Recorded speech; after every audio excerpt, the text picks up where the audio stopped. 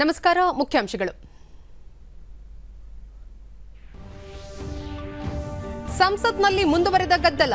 ರಾಜ್ಯಸಭೆಯ 18 ಸದಸ್ಯರು ಒಂದು ವಾರ ಅಮಾನತು.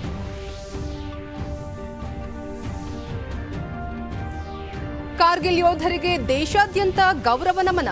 ಸಂಸತ್ತಿನಲ್ಲೂ ಹುತಾತ್ಮರಿಗೆ ಶ್ರದ್ಧಾಂಜಲಿ.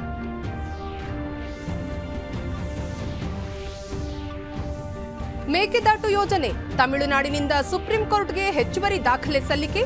ಆಗಸ್ಟ್ 10ರಂದು ವಿಚಾರಣೆ.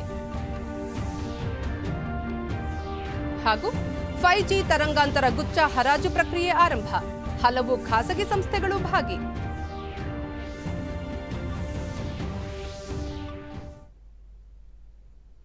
ವಾರ್ತೆಗಳ ವಿವರ.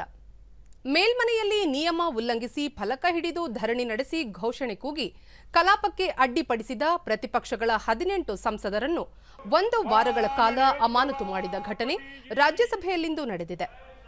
ಪದೇ ಪದೇ ಮನವಿ ಮಾಡಿದರೂ ಪ್ರತಿಭಟನೆ ಮುಂದುವರೆಸಿದ ಪ್ರತಿಪಕ್ಷದ ಸಂಸದರಾದ ಸುಷ್ಮಿತಾ ದೇವ್, ಡಾಕ್ಟರ್ ಶಾಂತನು ಸೇನ್, ಡೋಲಾ ಸೇನ್, ಮೋಸಂ ನೂರ್, ಶಾಂತಚೇತ್ರಿ, ಅಂಜನ್ ವಿಶ್ವಾಸ್ ಸೇರಿದಂತೆ 18 ಸದಸ್ಯರ ಹೆಸರನ್ನು ಉಪಸಭಾಪತಿ ಉಲ್ಲೇಖಿಸಿದರು. ಬಳಿಕ ಸಂಸದೀಯ ವ್ಯವಹಾರಗಳ ಖಾತೆ ರಾಜ್ಯ ಸಚಿವ ವಿ ಮುರಳೀಧರನ್ 18 ಸದಸ್ಯರ ಅಮಾನತು ಪ್ರಸ್ತಾಪ ಮಂಡಿಸಿದರು.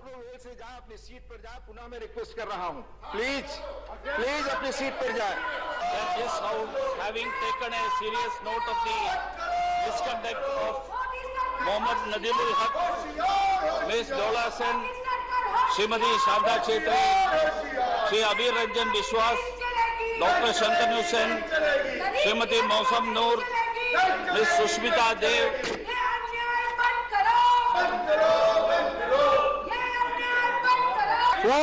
for voting the house has to be in order, please. Is adopted. Motion is adopted. Waiver mentions are suspended for the remaining part of this week. ಸಂಸದರನ್ನು ನಿಯಮ 256 ರಡಿಯಲ್ಲಿ 1 ವಾರ ಅಮಾನತು ಮಾಡುವ ಕುರಿತಂತೆ ಮತಕ್ಕೆ ಹಾಕಿದಾಗ ಸದನ ಧ್ವನಿಮತದ ಅಂಗೀಕಾರ ನೀಡಿತು. ನಂತರ ಕಲಾಪವನ್ನು ಕೆಲಕಾಲ ಮುಂದೂಡಿದರು. ಮತ್ತೆ ಸದನ ಸಮಾವೇಶಗೊಂಡಾಗಲೂ ಗದ್ದಲ ಮುಂದುವರೆದ ಹಿನ್ನೆಲೆಯಲ್ಲಿ ಕಲಾಪವನ್ನು ದಿನದ ಮಟ್ಟಿಗೆ ಮುಂದೂಡಲಾಯಿತು.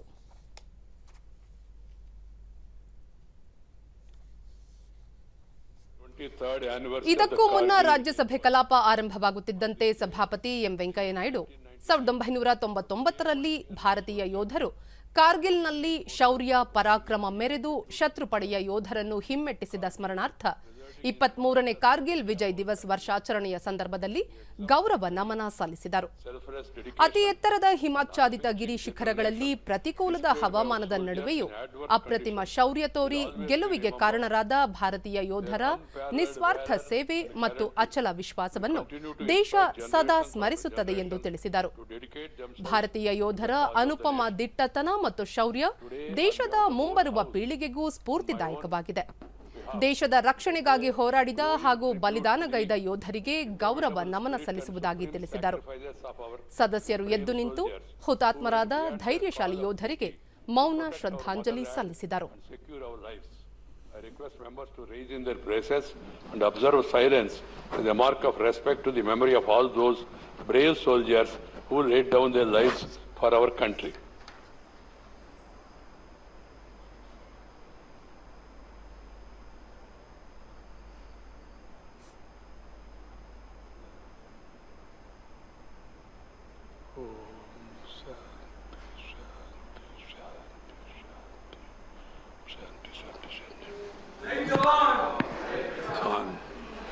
ಬಳಿಕ ಪ್ರತಿಪಕ್ಷ ಸದಸ್ಯರು ಫಲಕ ಹಿಡಿದು ಧರಣಿಗೆ ಮುಂದಾದಾಗ ಉಪಸಭಾಪತಿ ಹರಿವಂಶ್ ನಾರಾಯಣ್ ಸದನದಲ್ಲಿ ಫಲಕ ಹಿಡಿದು ಪ್ರತಿಭಟಿಸುವುದು ನಿಯಮಾವಳಿಗೆ ವಿರುದ್ಧವಾದದ್ದಾಗಿದೆ ಎಂದು ತಿಳಿಸಿದರು.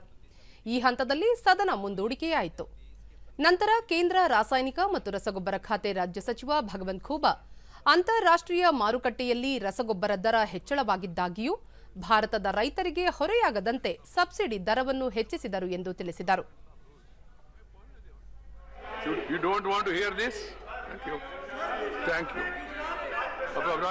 House is adjourned to 12 o'clock. माननीय सभासदों, माननीय सभापति जी, क्वेश्चन नंबर 91 श्री एनआर लांगो, माननीय सदस्य का ऑलरेडी हमने जवाब दे चुका है कि प्राइस राइज की बात कर रही है भारत सरकार अंतर्राष्ट्रीय तौर पर प्राइस ಮತ್ತೊಂದು ಪ್ರಶ್ನೆಗೆ ಉತ್ತರಿಸಿದ ಅವರು, ಈಗಾಗಲೇ ಇಫ್ಕೋ ವತಿಯಿಂದ ನ್ಯಾನೋ ರಸಗೊಬ್ಬರವನ್ನು ರೈತರಿಗೆ ಪೂರೈಸಲಾಗುತ್ತಿದೆ. ಮುಂದಿನ 2-3 ವರ್ಷಗಳಲ್ಲಿ ಸುಮಾರು 5ರಿಂದ 6 ನ್ಯಾನೋ ಯೂರಿಯಾ ಘಟಕ ಸ್ಥಾಪಿಸಲಾಗುವುದು. ಇದರಿಂದ ಸರಿಸುಮಾರು ಮಾಸಿಕ 6 ಲಕ್ಷಕ್ಕೂ ಅಧಿಕ ನ್ಯಾನೋ ಯೂರಿಯಾ ಲಭ್ಯವಾಗಲಿದೆ ಎಂದು ತಿಳಿಸಿದರು. सारे कंपनियों का गुणवत्ता का परीक्षा समय समय पर होते जाते रही थे और माननीय सदस्य ने न्यानो यूरिया के बारे में कहा है. ऑलरेडी इसको ने एक प्लांट से न्यानो यूरिया का सप्लाई किसानों को दे रही है और आने वाला 2-3 साल के अंदर करीब 5 से 6 न्यानो यूरिया प्लांट लगने जा रहा है. कम से कम 6 लाख से ज्यादा हर महीने के लिए उनको उपलब्ध कराया जाएगा. ಕೇಂದ್ರ ಹಣಕಾಸು ಸಚಿವೆ ನಿರ್ಮಲಾ ಸೀತಾರಾಮನ್ ಕೊರೋನಾ ಸೋಂಕಿತರಾಗಿದ್ದು, ಅವರು ಸದನಕ್ಕೆ ಮರಳಿದ ಬಳಿಕ ಬೆಲೆ ಏರಿಕೆ ಕುರಿತಂತೆ ಚರ್ಚೆಗೆ ಸರ್ಕಾರ ಸಿದ್ಧವಿದೆ. ಆದಾಗ್ಯೂ ಪ್ರತಿಪಕ್ಷಗಳು ಕಲಾಪಕ್ಕೆ ಅಡ್ಡಿಪಡಿಸುತ್ತಿರುವುದು ಸರಿಯಲ್ಲ ಎಂದು ಕೇಂದ್ರ ವಾಣಿಜ್ಯ ಸಚಿವ ಪಿಯೂಷ್ ಗೋಯಲ್ ತಿಳಿಸಿದ್ದಾರೆ. ರಾಜ್ಯಸಭೆಯಲ್ಲಿಂದು ಪ್ರತಿಪಕ್ಷ ಸದಸ್ಯರ ಅಮಾನತಿಗೆ ಪ್ರತಿಕ್ರಿಯಿಸಿದ ಅವರು, ಕೆಲವು ಸದಸ್ಯರನ್ನು ಕಲಾಪದಿಂದ ಅಮಾನತುಗೊಳಿಸಬೇಕಾದಂತಹ ಪರಿಸ್ಥಿತಿ ನಿರ್ಮಾಣವಾಗಿದ್ದು ಖೇದಕರ ಎಂದರು. ಸರ್ಕಾರ ಎಲ್ಲ ವಿಚಾರಗಳ ಚರ್ಚೆಗೆ ಮುಕ್ತವಾಗಿದೆ. ಬೆಲೆ ಏರಿಕೆ ಕುರಿತಂತೆಯೂ ಚರ್ಚಿಸಲು ಸಿದ್ಧವಿದೆ. ಈ ಸಂದರ್ಭದಲ್ಲಿ ಸಂಸದೀಯ ವ್ಯವಹಾರಗಳ ಖಾತೆ ಸಚಿವ ಪ್ರಹ್ಲಾದ್ ಜೋಶಿ ಉಪಸ್ಥಿತರಿದ್ದರು. बड़े अहम कदम सरकार ने उठाए जिससे भारत में बाकी देशों के निस्बत महंगाई कम रही है. हम माननीय वित्त मंत्री की तबीयत ठीक नहीं थी, उनको कोविड हुआ था. जैसे वो वापस की कार्रवाई में आएंगी तब इस विषय पे चर्चा होगी. हम पुनः एक बार आश्वस्त करते हैं कि इस विषय पे चर्चा शेड्यूल होगी जैसे वित्त मंत्री जी का स्वास्थ्य ठीक हो जाए. ಲೋಕಸಭೆಯಲ್ಲಿಂದು 23ನೇ ಕಾರ್ಗಿಲ್ ವಿಜಯೋತ್ಸವದ ವರ್ಷಾಚರಣೆಯ ಸಂದರ್ಭದಲ್ಲಿ ಹುತಾತ್ಮ ಯೋಧರಿಗೆ ಗೌರವ ನಮನ ಸಲ್ಲಿಸಲಾಯಿತು. ಸದನ ಆರಂಭವಾಗುತ್ತಿದ್ದಂತೆ ಸ್ಪೀಕರ್ ಓಂ ಬಿರ್ಲಾ, ಇಂದು ಇಡೀ ದೇಶ ರಾಷ್ಟ್ರೀಯ ಏಕತೆ, ಅಖಂಡತೆ, ಸಾರ್ವಭೌಮತೆ ಹಾಗೂ ರಕ್ಷಣೆಗಾಗಿ ಭಾರತೀಯ ಸೇನೆಯ ಶೌರ್ಯ, ಬಲಿದಾನದ ಸ್ಮರಣೆಯೊಂದಿಗೆ ಕಾರ್ಗಿಲ್ ವಿಜಯೋತ್ಸವ ದಿನ ಆಚರಿಸುತ್ತಿದೆ ಎಂದು ತಿಳಿಸಿದರು. उनके प्रति श्रद्धांजलि अर्पित करता हूं. अब ये सभा ನಮ್ಮ ವೀರ ಸೈನಿಕರು ಕಾರ್ಗಿಲ್ ಯುದ್ಧದ ಸಂದರ್ಭದಲ್ಲಿ ಕಠಿಣ ಭೌಗೋಳಿಕ ಮತ್ತು ಪ್ರತಿಕೂಲ ಹವಾಮಾನದ ಸನ್ನಿವೇಶದಲ್ಲೂ ಅದಮ್ಯ ಸಾಹಸ ಹಾಗೂ ಅದ್ಭುತ ಶೌರ್ಯ ಮೆರೆದು ದೇಶದ ಸುರಕ್ಷತೆಗಾಗಿ ತಮ್ಮ ಕರ್ತವ್ಯ ನಿರ್ವಹಿಸಿ ವಿಜಯ ತಂದುಕೊಟ್ಟಿದ್ದಾರೆ. ತಮ್ಮ ಪ್ರಾಣದ ಹಂಗು ತೊರೆದು ಹೋರಾಡಿದ ವೀರ ಯೋಧರಿಗೆ ಈ ಸದನ ಗೌರವ ಸಲ್ಲಿಸುತ್ತದೆ ಮತ್ತು ಹುತಾತ್ಮ ಯೋಧರಿಗೆ ಕೃತಜ್ಞತೆ ಸಲ್ಲಿಸುತ್ತದೆ ಎಂದರು. ಭಾರತೀಯ ಯೋಧರ ಅದಮ್ಯ ಶೌರ್ಯ, ಸಾಹಸಕ್ಕೆ ಸದನ ಎದ್ದು ನಿಂತು ಗೌರವ ಸಲ್ಲಿಸಿತು. ನಂತರ ಪ್ರಶ್ನೋತ್ತರ ಕಲಾಪದಲ್ಲಿ ಸದಸ್ಯರು ಸಚಿವರಿಂದ ತಮ್ಮ ಪ್ರಶ್ನೆಗಳಿಗೆ ಉತ್ತರ ಪಡೆದರು.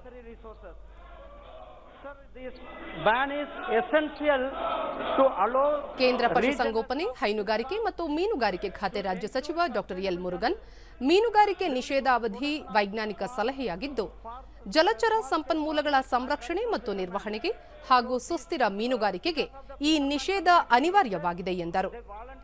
ಪೂರಕ ಪ್ರಶ್ನೆಗೆ ಉತ್ತರಿಸಿದ ಅವರು, ಈ ವಲಯದಲ್ಲಿ 2014ಕ್ಕೆ ಮುನ್ನ 3,000 ಕೋಟಿ ರೂಪಾಯಿಗಳ ಅಲ್ಪ ಹೂಡಿಕೆ ಮಾತ್ರ ಇತ್ತು. ಕಳೆದ 8 ವರ್ಷಗಳಲ್ಲಿ ಸರ್ಕಾರ ಮೀನುಗಾರರ ಕಲ್ಯಾಣಕ್ಕೆ ಬದ್ಧವಾಗಿದ್ದು ನೀಲಿ ಕ್ರಾಂತಿಗೆ ಚಾಲನೆ ನೀಡಿದೆ. ಈ ಯೋಜನೆಯಡಿ ಮೀನುಗಾರಿಕೆಗೆ ಹಲವು ಮೂಲಸೌಕರ್ಯಗಳನ್ನು ಒದಗಿಸಿದ್ದು, ಪಿಎಂಎಂಎಸ್ವೈ ಅಡಿ 20,000 ಕೋಟಿ ರೂಪಾಯಿಗೂ ಹೆಚ್ಚು ಹೂಡಿಕೆ ಮಾಡಲಾಗಿದೆ ಎಂದು ತಿಳಿಸಿದರು.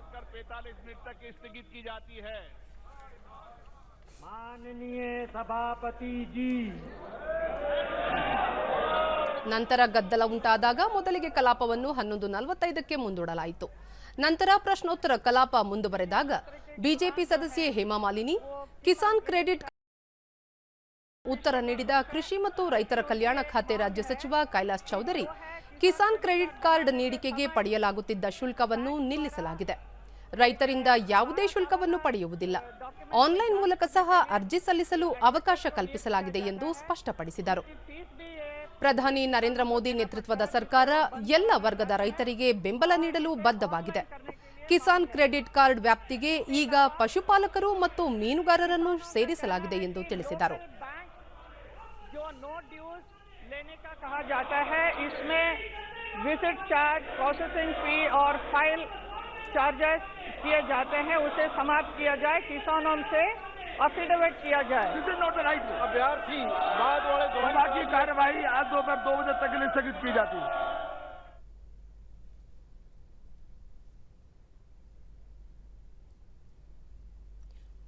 ಪೂರಕ ಪ್ರಶ್ನೆಗೆ ಉತ್ತರ ನೀಡಿದ ಕೃಷಿ ಖಾತೆ ರಾಜ್ಯ ಸಚಿವ ಸುದರ್ಶನ್ ಭಗತ್ 2020 ಫೆಬ್ರವರಿಯಿಂದ ಇಲ್ಲಿಯವರೆಗೆ 3,26,00,000 ರೈತರಿಗೆ ಕಿಸಾನ್ ಕ್ರೆಡಿಟ್ ಕಾರ್ಡ್ ವಿತರಿಸಲಾಗಿದೆ.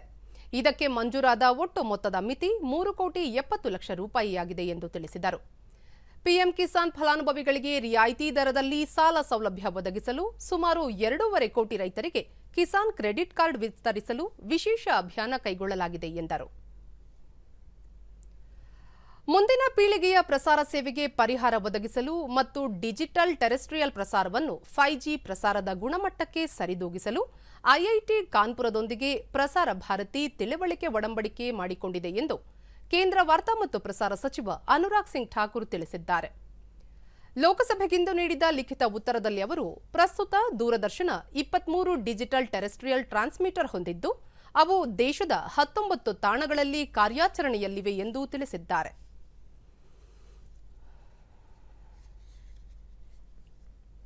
ಇಂದು ಕಾರ್ಗಿಲ್ ವಿಜಯ ದಿನ. 1999ರಲ್ಲಿ ನಡೆದ ಕಾರ್ಗಿಲ್ ಸಮರದಲ್ಲಿ ವಿಜಯ ಸಾಧಿಸಿದ ಸ್ಮರಣಾರ್ಥ ಇಂದು ದೇಶಾದ್ಯಂತ ಕಾರ್ಗಿಲ್ ವಿಜಯ ದಿನ ಆಚರಿಸಲಾಗುತ್ತಿದೆ. ದೇಶದ ಇತಿಹಾಸದಲ್ಲಿ ಈ ದಿನ ಅತ್ಯಂತ ಮಹತ್ವ ಪಡೆದುಕೊಂಡಿದೆ. ಯುದ್ಧದಲ್ಲಿ ಹುತಾತ್ಮರಾದ ಹಾಗೂ ಶೌರ್ಯ ತೋರಿದ ಸೇನಾನಿಗಳಿಗೆ 23ನೇ ಕಾರ್ಗಿಲ್ ವಿಜಯ ದಿನವಾದ ಇಂದು ಎಲ್ಲೆಡೆ ಗೌರವ ಸಲ್ಲಿಸಲಾಗುತ್ತಿದೆ. ದೆಹಲಿಯ ಅಮರ್ ಜವಾನ್ ಜ್ಯೋತಿ ಬಳಿ ಹುತಾತ್ಮ ಯೋಧರಿಗೆ ರಕ್ಷಣಾ ಸಚಿವ ರಾಜನಾಥ್ ಸಿಂಗ್ ಗೌರವ ನಮನ ಸಲ್ಲಿಸಿದರು.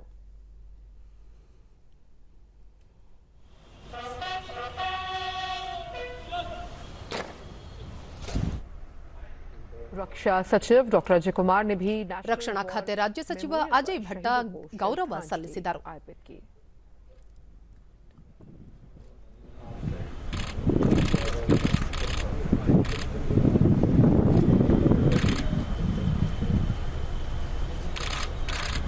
कारगिल विजय दिवस के अवसर पर ರಕ್ಷಣಾ ಕಾರ್ಯದರ್ಶಿ ಅಜಯ್ ಕುಮಾರ್, ಸೇನಾಪಡೆಯ ಮಹಾನಿರ್ದೇಶಕ ಮನೋಜ್ ಪಾಂಡೆ, ವಾಯುಪಡೆ ಮುಖ್ಯಸ್ಥ ವಿಆರ್ ಚೌಧರಿ, ನೌಕಾಪಡೆ ಮುಖ್ಯಸ್ಥ ಅಡ್ಮಿರಲ್ ಆರ್ ಹರಿಕುಮಾರ್ ಗೌರವ ಸಲ್ಲಿಸಿದರು. राष्ट्रीय युद्ध स्मारक में शहीदों को श्रद्धांजलि दी.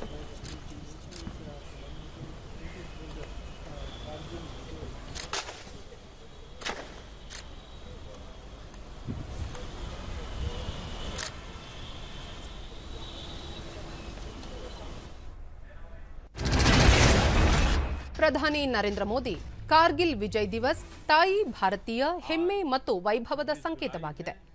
ಈ ಸಂದರ್ಭದಲ್ಲಿ ಮಾತೃಭೂಮಿಯ ರಕ್ಷಣೆಯಲ್ಲಿ ತಮ್ಮ ಶೌರ್ಯ ಪ್ರದರ್ಶಿಸಿದ ದೇಶದ ಎಲ್ಲ ವೀರಪುತ್ರರಿಗೆ ನನ್ನ ವಂದನೆಗಳು ಎಂದು ಟ್ವೀಟ್ ಮಾಡಿದ್ದು, ವಿಡಿಯೋ ತುಣುಕೊಂದನ್ನು ಹಂಚಿಕೊಂಡಿದ್ದಾರೆ. आने वाली पीढ़ी के लिए अपना जीवन बलिदान करते हैं. हमारी आने वाली कल सुरक्षित रहे, उसलिए वो अपनी आज स्वाहा कर देता है. उन शहीदों को, उनको जन्म देने वाली वीर माताओं को भी मैं नमन करता हूं.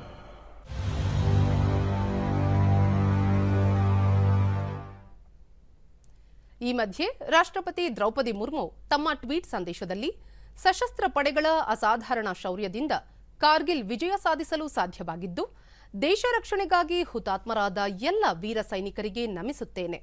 ಅವರ ಕುಟುಂಬ ಸದಸ್ಯರಿಗೆ ದೇಶ ಸದಾ ಋಣಿಯಾಗಿರುತ್ತದೆ ಎಂದು ಹೇಳಿದ್ದಾರೆ.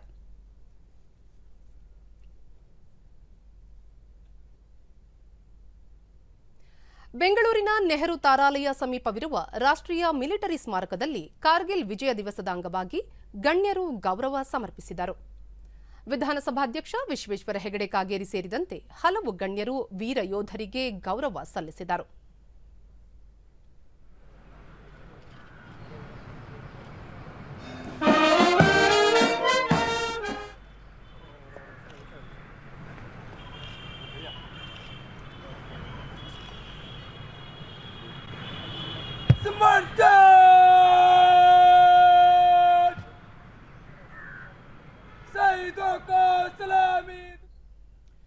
ಬಳಿಕ ವಿಶ್ವೇಶ್ವರ ಹೆಗಡೆ ಕಾಗೇರಿ ದೇಶದ ಏಕತೆ, ಅಖಂಡತೆ ಮತ್ತು ಸಮಗ್ರತೆಯನ್ನು ರಕ್ಷಿಸಲು ವೀರ ಸೈನಿಕರು ನಿರಂತರ ಹೋರಾಟ ಮಾಡಿದ್ದಾರೆ. ಕಾರ್ಗಿಲ್ ಯುದ್ಧದಲ್ಲಿ ಅವರ ಬಲಿದಾನದಿಂದ ಇಂದು ಭಾರತ ಸಶಕ್ತವಾಗಿ ಹೊರಹೊಮ್ಮಿದೆ.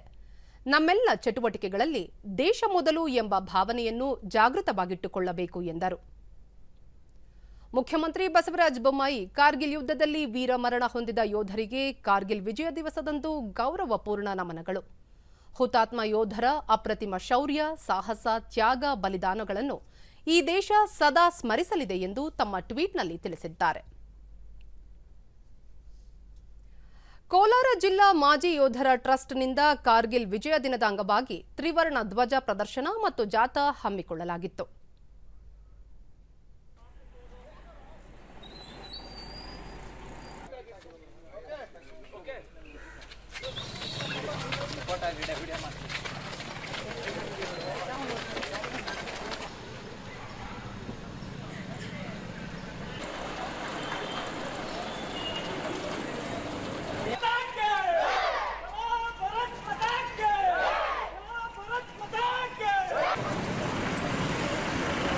ಪ್ರತಿಯೊಬ್ಬರು ಆರ್ಮಿಗೆ ಡಿಡಿ ನ್ಯೂಸ್ನೊಂದಿಗೆ ಮಾಜಿ ಯೋಧ ಸುರೇಶ್, ಭಾರತೀಯ ಯೋಧರು ಯಾವುದೇ ವಾತಾವರಣದಲ್ಲಿ ದೇಶ ರಕ್ಷಣೆ ಮಾಡಬಲ್ಲವರಾಗಿದ್ದು ಕಾರ್ಗಿಲ್ನಂತಹ ಅತಿ ಎತ್ತರದ ಪ್ರದೇಶದಲ್ಲಿ ಹೋರಾಡಿ ಗೆದ್ದಿರುವುದು ಹೆಮ್ಮೆಯ ವಿಷಯ ಎಂದರು. ಹಾಗೆ ಎಲ್ಲಾದ್ರೂ ನಿಮಗೆ ದೇಶದ ಸೈನಿಕರು ಸಿಕ್ಕಾಗ ಅವರಿಗೆ ನೀವು ಗೌರವವನ್ನು ಸೂಚಿಸುವ ಮೂಲಕ ಅವರಿಗೆ ಒಂದು ದೇಶ ಪ್ರೇಮವನ್ನು ಪ್ರದರ್ಶಿಸಬಹುದು. ಹಾಗೆ ನಾವು ಅನ್ಕೊಂಡಿರ್ಬೋದು ಭಾರತೀಯ ಸೈನಿಕ ಪ್ರಪಂಚದ ಅತ್ಯುತ್ತಮ ಸೈನಿಕರು ಅಂತ ನಾವು ಹೇಳ್ಬೋದು. ಯಾಕೆ ಅಂತಂದ್ರೆ ನಾವು -40 ಡಿಗ್ರಿ ಅಂತಂದ್ರೆ ಸಿಯಾಚಿನ್ ಗ್ಲೇಷಿಯರ್ ಇಂದ ಇಟ್ಕೊಂಡು +40 ಡಿಗ್ರಿ ಅಂತಂದ್ರೆ ರಾಜಸ್ಥಾನ ಏರಿಯಾದಲ್ಲೂ ಸಹ ಕೆಲಸ ಮಾಡ್ತೀವಿ. ಈ ಕಾರ್ಗಿಲ್ ವಿಜಯೋತ್ಸವ ಮಾಜಿ ಯೋಧ ಜಗನ್ನಾಥ್, ಕಾರ್ಗಿಲ್ ವಿಜಯೋತ್ಸವ ಕುರಿತು ಜಾಗೃತಿ ಮೂಡಿಸುವ ಉದ್ದೇಶದಿಂದ ಈ ಕಾರ್ಯಕ್ರಮ ಆಯೋಜಿಸಲಾಗಿದೆ ಎಂದು ತಿಳಿಸಿದರು. ನೀಡಬೇಕಂತ ಹೇಳ್ತಾ ಈ ಒಂದು ವಿಜಯೋತ್ಸವನ ನಾಡಹಬ್ಬವಾಗಿ ನಾವು ಎಲ್ಲ ನಮ್ಮ ಯೋಧರಿಗೆ ಇದೇ ಒಂದು ನಾಡಹಬ್ಬ. ಎಲ್ಲ ಜಾತಿಗೂ ಒಂದೊಂದು ಹಬ್ಬ ಇದೆ, ಆದರೆ ನಮ್ಮ ಯೋಧರಿಗೆ ಇರೋದೇ ಒಂದೇ ಹಬ್ಬ, ಈ ಒಂದು ಕಾರ್ಗಿಲ್ ವಿಜಯೋತ್ಸವದ ಹಬ್ಬ. ಸರ್, ನಾನು ಇಂಜಿನಿಯರ್ ಗ್ರೂಪ್ AMPP BL. ಮತ್ತೋರ್ವ ಮಾಜಿ ಯೋಧ ನಾರಾಯಣಸ್ವಾಮಿ, ಸೇನೆಯಲ್ಲಿ ನಾವು ಸೇವೆ ಸಲ್ಲಿಸಿದ 17 ವರ್ಷಗಳ ಅನುಭವ ಸ್ಮರಿಸಿದರು. ಮೈನ್ಸ್ ಎಲ್ಲ ನಾನು ಸರ್ವಿಸ್ ಮಾಡಿದ್ದೆ. ಅದು ಡಿಸ್ಪೋಸಲ್ ಮಾಡೋದು ಹೆಂಗೆ, ಗಿರ್ನೆಟ್ ಹೆಂಗೆ ಎಲ್ಲ ನನಗೆ ಸರ್ವಿಸ್ ಗೊತ್ತು ಸರ್. ನಾನು engineer department 1 armoured engineer regiment ಅಂತೇಳಿ ನನ್ನ ರೆಜಿಮೆಂಟ್. ಸ್ಥಳೀಯರಾದ ವೆಂಕಟೇಶ್, ಮಕ್ಕಳು ಮತ್ತು ಜನಸಾಮಾನ್ಯರಲ್ಲಿ ದೇಶ ಪ್ರೇಮದ ಕುರಿತು ಅರಿವು ಮೂಡಿಸಲು ಜಾಥಾ ಸಹಕಾರಿಯಾಗಿದೆ ಎಂದು ಹೇಳಿದರು. ಈ ತರ ದೇಶ ಪ್ರೇಮ ಹುಟ್ಟಿ ಬರಲಿ ಅಂತ ಹೇಳ್ಬಿಟ್ಟು ಈ ದಿನ ಇದು ಸಲುವಾಗಿ ಇದನ್ನ ನಾವು ಕೋಲಾರದಲ್ಲಿ ಪ್ರದರ್ಶನ ಮಾಡಿ ಜನರಲ್ಲಿ ಅರಿವು ಮೂಡಿಸಿದ್ದೇವೆ.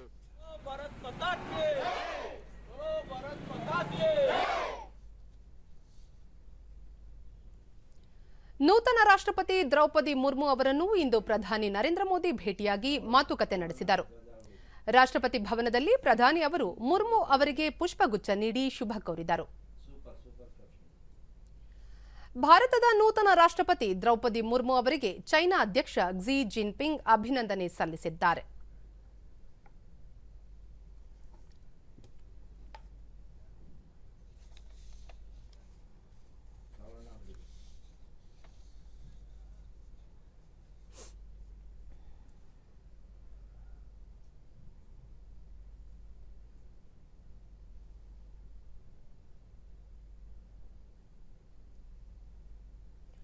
ಭಾರತದ ನೂತನ ರಾಷ್ಟ್ರಪತಿ ದ್ರೌಪದಿ ಮುರ್ಮು ಅವರಿಗೆ ಚೈನಾ ಅಧ್ಯಕ್ಷ ಕ್ಸಿ ಜಿನ್ಪಿಂಗ್ ಅಭಿನಂದನೆ ಸಲ್ಲಿಸಿದ್ದಾರೆ.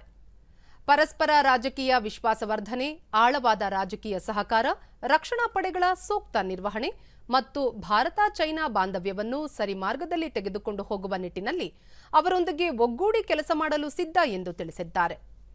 ತಮ್ಮ ಸಂದೇಶದಲ್ಲಿ ಅವರು ಭಾರತ ಚೈನಾ ಬಾಂಧವ್ಯಕ್ಕೆ ವಿಶೇಷ ಮಹತ್ವ ನೀಡಿದ್ದಾರೆ. ಚೈನಾದ ವಿದೇಶಾಂಗ ಸಚಿವ ಅವರ ಹೇಳಿಕೆಯನ್ನು ಬಿಡುಗಡೆ ಮಾಡಿದ್ದಾರೆ.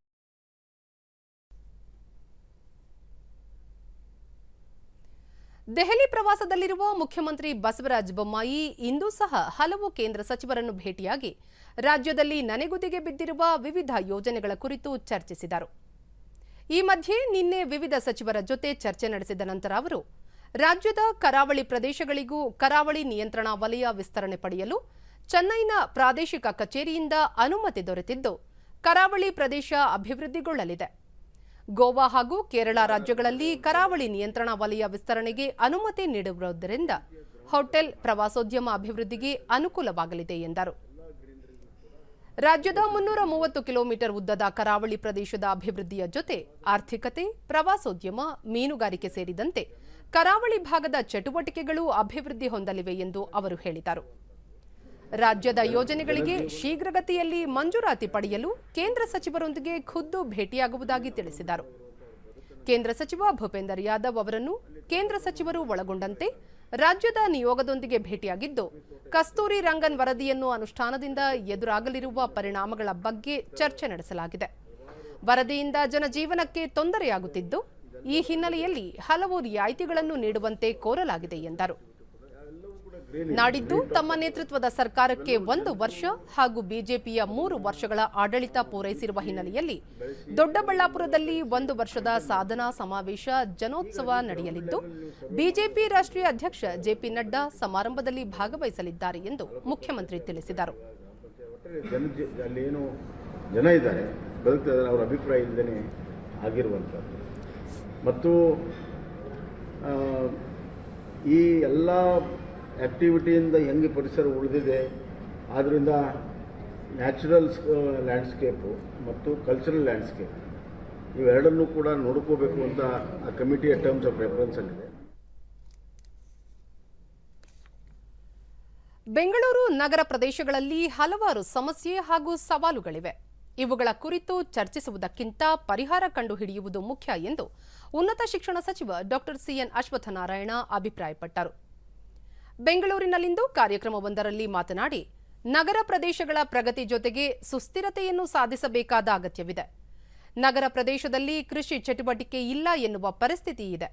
ಆ ನಿಟ್ಟಿನಲ್ಲಿ ಕೃಷಿ ಸಂಸ್ಕೃತಿ ಹೊಸ ರೂಪವನ್ನು ಅಳವಡಿಸಿಕೊಳ್ಳುವುದು ಅಗತ್ಯ ಎಂದು ಪ್ರತಿಪಾದಿಸಿದರು.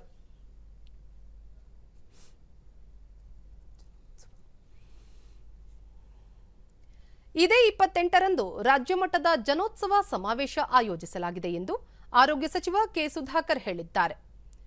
ಮುಖ್ಯಮಂತ್ರಿ ಬಸವರಾಜ ಬೊಮ್ಮಾಯಿ 1 ವರ್ಷ ಅವಧಿ ಪೂರ್ಣಗೊಳಿಸಿರುವ ಹಿನ್ನೆಲೆ ಈ ಸಮಾವೇಶ ಹಮ್ಮಿಕೊಳ್ಳಲಾಗಿದೆ. ಇದೇ ಸಂದರ್ಭದಲ್ಲಿ ಕೇಂದ್ರ ಹಾಗೂ ರಾಜ್ಯ ಸರ್ಕಾರದ ಫಲಾನುಭವಿಗಳಿಗೆ ಸೌಲಭ್ಯಗಳನ್ನು ವಿತರಿಸಲಾಗುವುದು. ಪಕ್ಷದ ರಾಷ್ಟ್ರೀಯ ಅಧ್ಯಕ್ಷ ಜೆಪಿ ನಡ್ಡಾ ಸೇರಿದಂತೆ ಪದಾಧಿಕಾರಿಗಳು ಪಾಲ್ಗೊಳ್ಳಲಿದ್ದಾರೆ ಎಂದರು. ಮಾನ್ಯ ಮುಖ್ಯಮಂತ್ರಿಗಳು ಬಸವರಾಜ ಬೊಮ್ಮಾಯಿರವರು 1 ವರ್ಷ ಆಡಳಿತ ಇವತ್ತು 28ನೇ ತಾರೀಕಿಗೆ ಆಗುತ್ತೆ. ಆ ಹಿನ್ನೆಲೆಯಲ್ಲಿ ಬೃಹತ್ ಸಮಾವೇಶವನ್ನು ಯಾರು ಫಲಾನುಭವಿಗಳು, ಈ ರಾಜ್ಯ ಸರ್ಕಾರದ ಅನೇಕ ಕಾರ್ಯಕ್ರಮಗಳ ಫಲಾನುಭವಿಗಳಿದ್ದಾರೆ, ಕೇಂದ್ರ ಸರ್ಕಾರದ ನೀತಿಯಿಂದ ಕಾರ್ಯಕ್ರಮಗಳಿಂದ ಫಲಾನುಭವಿಗಳಿದ್ದಾರೆ, ಕಾರ್ಯಕರ್ತರು, ಜನಸಾಮಾನ್ಯರು, ಯುವಕರು, ವಿದ್ಯಾರ್ಥಿಗಳು, ರೈತರು, ಮಹಿಳೆಯರು, ಎಲ್ಲ ವರ್ಗದ ಜನರು ಕೂಡ ಈ ಸಮಾವೇಶದಲ್ಲಿ ಲಕ್ಷಾಂತರ ಜನ ಸೇರಿ ಕೇಂದ್ರ ಸಂವಹನ ಶಾಖೆ ಹಾಗೂ ಕರ್ನಾಟಕ ಮಹಾವಿದ್ಯಾಲಯದ ಎನ್ಎಸ್ಎಸ್ ಘಟಕದಿಂದ ಧಾರವಾಡದಲ್ಲಿ 75ನೇ ಸ್ವಾತಂತ್ರ್ಯದ ಅಮೃತ ಮಹೋತ್ಸವ ಹಾಗೂ ಕೇಂದ್ರ ಸರ್ಕಾರದ 8 ವರ್ಷಗಳ ಸಾಧನೆ ಕುರಿತ 3 ದಿನಗಳ ಛಾಯಾಚಿತ್ರ ಪ್ರದರ್ಶನ ಹಾಗೂ ವಿಶೇಷ ಜಾಗೃತಿ ಕಾರ್ಯಕ್ರಮ ಆಯೋಜಿಸಿದೆ. ಮಹಿಳಾ ಮತ್ತು ಮಕ್ಕಳ ಅಭಿವೃದ್ಧಿ ಸಚಿವ ಆಚಾರ್ ಹಾಲಪ್ಪ ಪ್ರದರ್ಶನ ಉದ್ಘಾಟಿಸಿ, ಸ್ವಾತಂತ್ರ್ಯ ಬಲ ನಮ್ಮ ಹಿರಿಯರ ತ್ಯಾಗ ಬಲಿದಾನದ ಸಂಕೇತವಾಗಿದೆ. ಈ ಬಗ್ಗೆ ಎಲ್ಲರಿಗೂ ಅರಿವು ಮೂಡಿಸುವ ಜೊತೆಗೆ ಇತಿಹಾಸವನ್ನು ಪುನರಾವಲೋಕನ ಮಾಡಿಕೊಳ್ಳಬೇಕು ಎಂದು ಕರೆ ನೀಡಿದರು.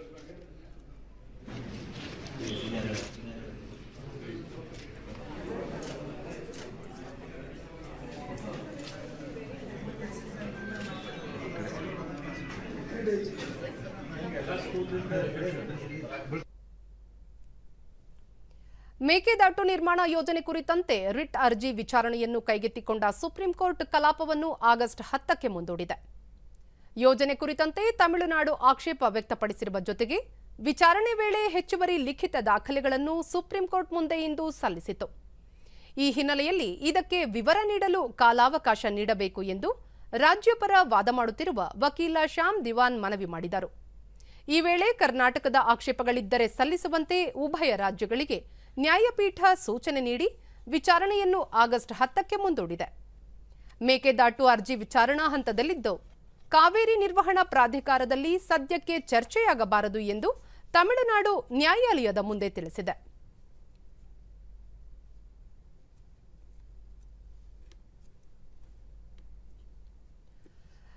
ಪ್ರವಾಸಕ್ಕಾಗಿ ವಿದೇಶಿ ತಾಣಗಳನ್ನು ಆಯ್ಕೆ ಮಾಡುವ ಮುನ್ನ ದೇಶೀಯ ಪ್ರವಾಸೋದ್ಯಮ ತಾಣಗಳಿಗೆ ಆದ್ಯತೆ ನೀಡಲು ಹಾಗೂ ದೇಶದ ಎಲ್ಲ ಭಾಗಗಳಲ್ಲಿ ಇರುವ ತಾಣಗಳನ್ನು ಅನ್ವೇಷಿಸಲು ಉಪರಾಷ್ಟ್ರಪತಿ ಎಂ ವೆಂಕಯ್ಯ ನಾಯ್ಡು ಕರೆ ನೀಡಿದ್ದಾರೆ.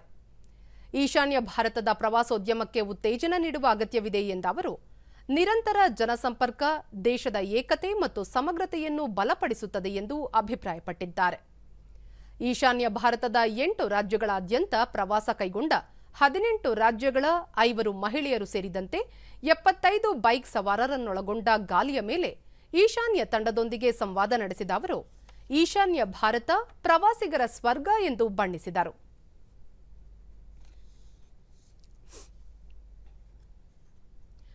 ನ್ಯಾಷನಲ್ ಹೆರಾಲ್ಡ್ ಪ್ರಕರಣಕ್ಕೆ ಸಂಬಂಧಿಸಿದಂತೆ 2ನೇ ಸುತ್ತಿನ ವಿಚಾರಣೆಗಾಗಿ ಕಾಂಗ್ರೆಸ್ ಅಧಿನಾಯಕಿ ಸೋನಿಯಾ ಗಾಂಧಿ ಅವರಿಂದು ದೆಹಲಿಯ ಜಾರಿ ನಿರ್ದೇಶನಾಲಯದ ಮುಂದೆ ಹಾಜರಾದರು. ಈ ಸಂದರ್ಭದಲ್ಲಿ ಅವರ ಪುತ್ರಿ ಹಾಗೂ ಪಕ್ಷದ ನಾಯಕಿ ಪ್ರಿಯಾಂಕಾ ಗಾಂಧಿ ವಾದ್ರಾ ಜೊತೆಗಿದ್ದರು. ಇದಕ್ಕೂ ಮುನ್ನ ಕಳೆದ ಗುರುವಾರ 2 ಗಂಟೆಗಳಿಗೂ ಹೆಚ್ಚು ಕಾಲ ಅವರ ವಿಚಾರಣೆ ನಡೆಸಲಾಗಿತ್ತು. ಇದೇ ಪ್ರಕರಣದಲ್ಲಿ ಕಾಂಗ್ರೆಸ್ ನಾಯಕ ರಾಹುಲ್ ಗಾಂಧಿ ಅವರನ್ನು 5 ದಿನಗಳ ಕಾಲ ಈ ಹಿಂದೆ ಇಡಿ ವಿಚಾರಣೆಗೊಳಪಡಿಸಿತ್ತು. ಅಕ್ರಮ ಹಣ ವರ್ಗಾವಣೆ ಕಾಯ್ದೆಯಡಿ ಈ ವಿಚಾರಣೆ ನಡೆಯುತ್ತಿದ್ದು, ಸೋನಿಯಾ ಗಾಂಧಿ ಅವರ ವಿಚಾರಣೆಯನ್ನು ಸಂಪೂರ್ಣ ವಿಡಿಯೋ ಚಿತ್ರೀಕರಣ ಮಾಡಲಾಗುತ್ತಿದೆ.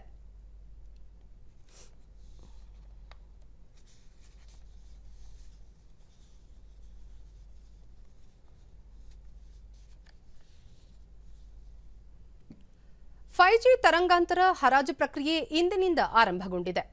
ಸಾರ್ವಜನಿಕರು ಮತ್ತು ಉದ್ದಿಮೆಗಳಿಗೆ 5G ಸೇವೆಯನ್ನು ಒದಗಿಸಲು ಯಶಸ್ವಿ ಬಿಡ್ದಾರರಿಗೆ ತರಂಗಾಂತರಗಳನ್ನು ಹಂಚಿಕೆ ಮಾಡಲಾಗುತ್ತಿದೆ. 20 ವರ್ಷಗಳ ಅವಧಿಯ ಸಿಂಧುತ್ವದ 72,000 ಮೆಗಾಹರ್ಟ್ಸ್ಗೂ ಅಧಿಕ ತರಂಗಾಂತರವನ್ನು ಹರಾಜಿಗಿಡಲಾಗಿದೆ. ಕೆಳ, ಮಧ್ಯಮ ಮತ್ತು ಉನ್ನತ ಫ್ರೀಕ್ವೆನ್ಸಿಯ ಬ್ಯಾಂಡ್ಗಳಲ್ಲಿ ಸ್ಪೆಕ್ಟ್ರಮ್ ಹರಾಜು ನಡೆಯಲಿದೆ. 5G ತಂತ್ರಜ್ಞಾನ ಆಧಾರಿತ ಸೇವೆಗಳನ್ನು ಒದಗಿಸಲು 4Gಗಿಂತ 10 ಪಟ್ಟು ವೇಗದ ಅಂತರ್ಜಾಲ ಸೇವಾ ಸೌಲಭ್ಯ ಕಲ್ಪಿಸಲು ದೂರಸಂಪರ್ಕ ಸೇವಾ ಪೂರೈಕೆದಾರರಿಗೆ ಇದು ಅನುಕೂಲ ಕಲ್ಪಿಸಲಿದೆ. ಕೇಂದ್ರ ಸರ್ಕಾರದ ಮಹತ್ವಾಕಾಂಕ್ಷೆಯ ಕಾರ್ಯಕ್ರಮಗಳಾದ ಡಿಜಿಟಲ್ ಇಂಡಿಯಾ, ನವೋದ್ಯಮ ಭಾರತ, ಮೇಕ್ ಇನ್ ಇಂಡಿಯಾ ಮೂಲಕ ಡಿಜಿಟಲ್ ಸಂಪರ್ಕ ಸರ್ಕಾರದ ನೀತಿ ಉಪಕ್ರಮದ ಪ್ರಮುಖ ಭಾಗವಾಗಿದೆ. ಮುಂಬರುವ 5G ಸೇವೆ ನವಯುಗದ ವ್ಯಾಪಾರ, ಹೊಸ ಉದ್ಯೋಗ ಸೃಷ್ಟಿಸುವ ಸಾಮರ್ಥ್ಯವನ್ನು ಹೊಂದಿದೆ. जा सकता है। जैसा कि आपको पता है कि पहले ही सरकार ने कह दिया है कि जुलाई के अंत तक जो स्पेक्ट्रम है उसके नतीजे, स्पेक्ट्रम ऑक्शन के नतीजे आपके सामने आ जाएंगे। बहुत मुमकिन है कि 15 अगस्त को इसकी एक औपचारिक शुरुआत की जाए प्रधानमंत्री के द्वारा, और दिसंबर तक जो बड़े शहर हैं, मेट्रो शहर, वहां तक इसको रोल आउट किए जाने की संभावना है। 2023 मार्च तक का लक्ष्य रखा गया है पूरे देश में 5G सेवाओं को पहुंचाने का। 5G जिसके फायदे के बाद ಕೊನೆಯಲ್ಲಿ ಮತ್ತೊಮ್ಮೆ ಮುಖ್ಯಾಂಶಗಳು. ಸಂಸತ್ನಲ್ಲಿ ಮುಂದುವರೆದ ಗದ್ದಲ, ರಾಜ್ಯಸಭೆಯ 18 ಸದಸ್ಯರು 1 ವಾರ ಅಮಾನತು. ಕಾರ್ಗಿಲ್ ಯೋಧರಿಗೆ ದೇಶಾದ್ಯಂತ ಗೌರವ ನಮನ, ಸಂಸತ್ತಿನಲ್ಲೂ ಹುತಾತ್ಮರಿಗೆ ಶ್ರದ್ಧಾಂಜಲಿ.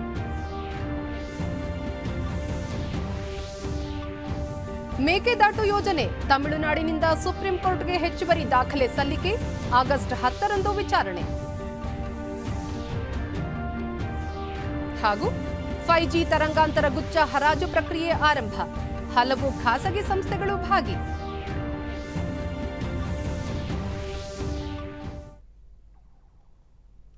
ನಮ್ಮ ವಾರ್ತಾ ಪ್ರಸಾರವನ್ನು ನೀವು ಡಿಡಿ ಚಂದನ ನ್ಯೂಸ್ ಯೂಟ್ಯೂಬ್ ಚಾನೆಲ್ನಲ್ಲೂ ವೀಕ್ಷಿಸಬಹುದು. ನಮ್ಮ ಮುಂದಿನ ವಾರ್ತಾ ಪ್ರಸಾರ ಸಂಜೆ 7 ಗಂಟೆಗೆ. ನಮಸ್ಕಾರ.